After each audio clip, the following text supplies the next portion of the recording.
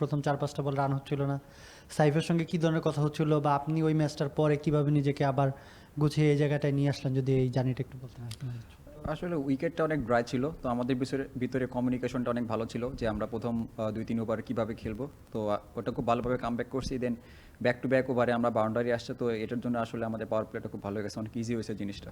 কালকের মানে লাস্ট ম্যাচের জিনিসটা কি কোনোভাবে মাথায় ছিল, যে আপনার যে একটা মানে স্টার্টটা ছিল সেটা নিশ্চয়ই মাথায় ছিল না, মাথা থেকে ঝেড়ে ফেলছিলেন না? কখনই আমি এভাবে চিন্তা করি না। আমি প্রত্যেক ম্যাচে চেষ্টা করি যাতে টিমকে ভালো কিছু কন্ট্রিবিউট করার। আগের যেটা হয়ে গেছে ওটা পাস্ট, ওটা তো আর ফিরে আসবে না। তো আজকে নতুনভাবে শুরু করার ট্রাই করছি। তানজিদ একদম খাদের কিনারে চলে গিয়েছিল দল, আবার একটু আশা বাঁচিয়ে রাখছেন আর কি। তো এখন আপনারা কি, আপনাদের কাছে কি পরিষ্কার মানে ইকুয়েশনটা কি, আপনার কি হলে, আপনারা তো এখন টুর্নামেন্টে ঠিকই আছেন, সুপার ফোরে যেতে হলে আফগানিস্তান এবং শ্রীলঙ্কা ম্যাচের রেজাল্টের অপেক্ষা করতে হবে।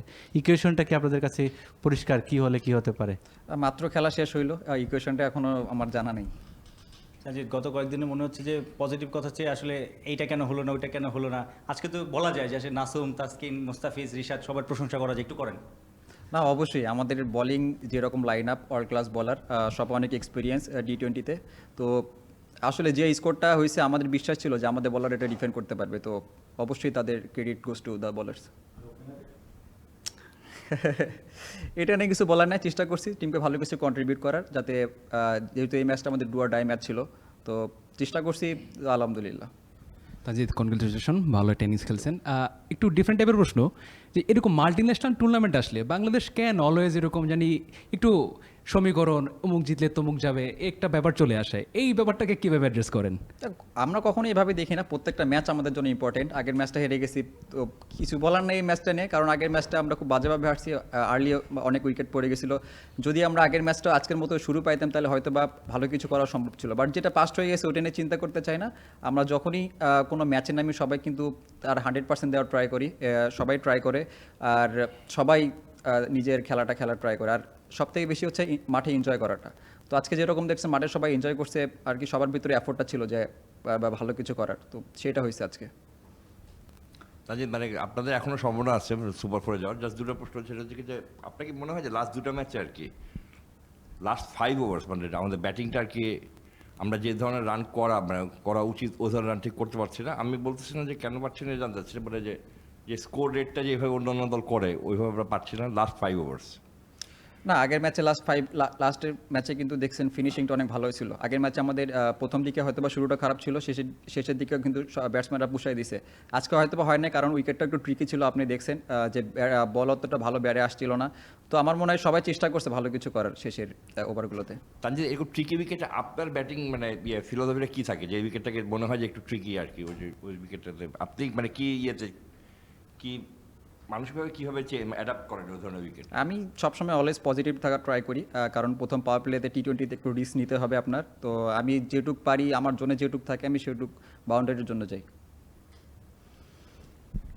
তানজিদ, আফগানিস্তানি স্পিনারদের নিয়ে অনেক চর্চা হয়, তো স্পিনারদের মোকাবেলা করার জন্য আপনাদের আজকে আলাদা কোনো প্ল্যান ছিল কিনা আসলে?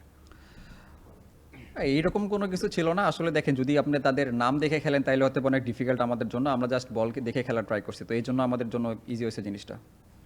তানজিদ, নাসুমের ব্যাপারটা একটু বলবেন। তিনি একটা মানে আজকেই ফার্স্ট একটা মানে 11-এ এলেন এবং যে বোলিং ব্রেকটা দিলেন, এইটি একটা ব্যাপার। আরেকটি হচ্ছিল যে এখন কি একটু মানে আফসোস হয় কি না যে নেদারল্যান্ডস হংকংয়ের সঙ্গে আমরা রান রেটটা আরেকটু বাড়াতে পারলে হয়তো বা আরেকটু নিশ্চিত থাকা যেত?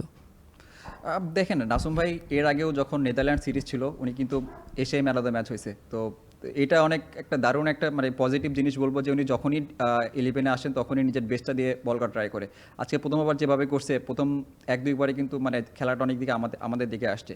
তো আজকে তার স্পেলটার জন্যই আজকে হয়তো বা এরকম ব্যবধানে আমরা জিতছি। হয়তো বা আরেকটু ভালো ব্যবধানে জিততে পারতাম, শেষে যদি 2-1টা বাউন্ডারি না আসতো, সেটা আমাদের জন্য অনেক ভালো হইতো।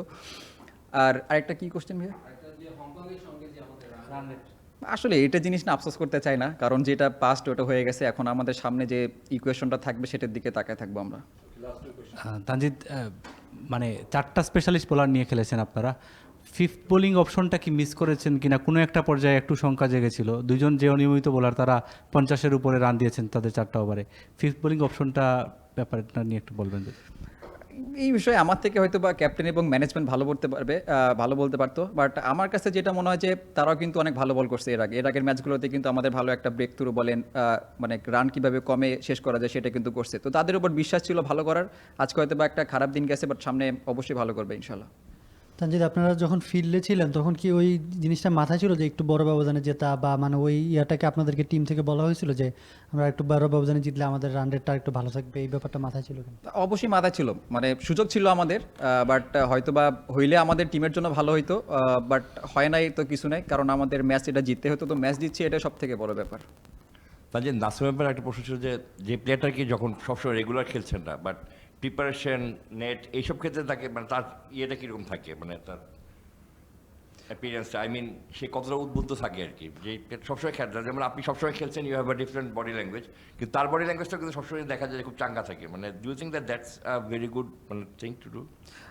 দেখেন, আমাদের টিমের ভিতরে কিন্তু অনেক একটা হেলদি কম্পিটিশন চলতেছে, মানে যে সুযোগ পাইতেছে সেই কিন্তু 100% দেওয়ার ট্রাই করতেছে। তার যেরকম প্র্যাকটিসে যেরকম এফোর্ট দেয়, ম্যাচেও কিন্তু সেম এফোর্ট দেয় নাসুম ভাই। তো এই দিক থেকে বলবো যে শুধু নাসুম ভাই না, টিমের স্কোয়াডের যতগুলো প্লেয়ার আছে সবাই তাদের 100% প্র্যাকটিস এবং গেমে দেওয়ার ট্রাই করে। Thank you.